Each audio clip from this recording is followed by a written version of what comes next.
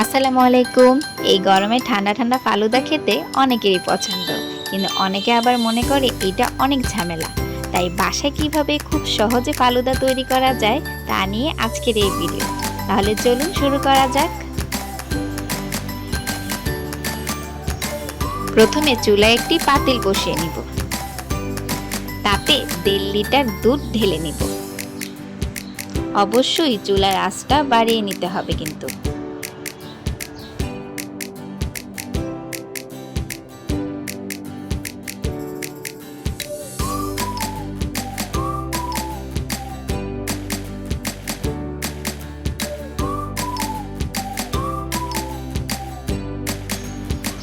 তারপর বাড়িতে custard powder না থাকলে 2 চামচ পাউডার দিতে পারেন, কিন্তু আমার কাছে কাস্টার্ড পাউডার না থাকায় আমি 2 টেবিল চামচ কর্নফ্লাওয়ার দিব।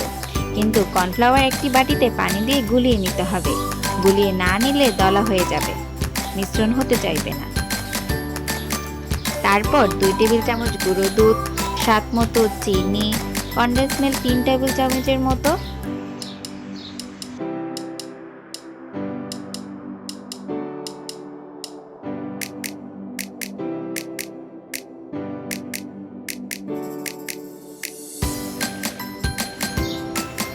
তারপর ওই যে গোলানো কর্নফ্লাওয়ারটা আমি এখন দিয়ে দিব।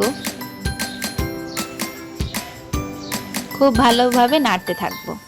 একসময় এটা হয়ে গেলে চুলা থেকে নামিয়ে নিব।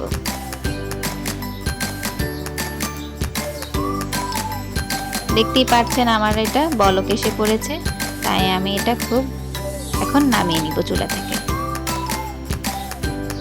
এরপর আরেকটি পাতিলে পানি গরম করে এর মধ্যে 1 কাপ সাবুদানা দিয়ে নিব। বলক না আসা পর্যন্ত নাড়তে থাকবো।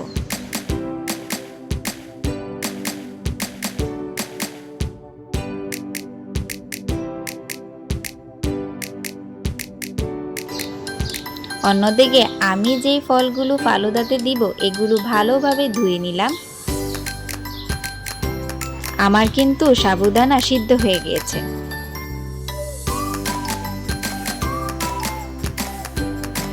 তারপর একটা ছাঁকনির সাহায্যে ছেঁকে নিব। সাবুদানাগুলো ধুয়ে নিব। ধোয়ার পরে ঠান্ডা পানিতে কিছুক্ষণ ভিজিয়ে রাখবো, ঝরঝরে হয়।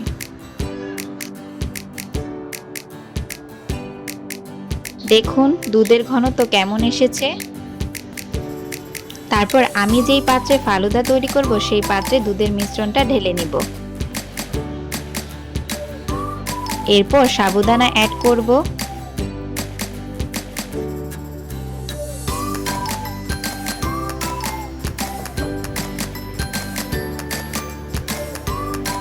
কেটে রাখা ফলগুলো দিয়ে দিব এক এক করে। আপনারা আপনাদের পছন্দ মতো ফল অ্যাড করতে পারেন।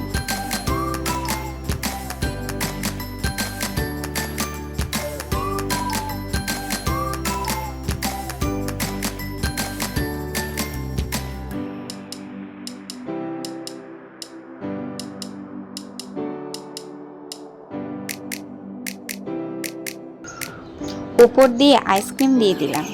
চেষ্টা করবেন দিতে, আইসক্রিম দেওয়াতেই কিন্তু স্বাদ বাড়িয়ে তোলে।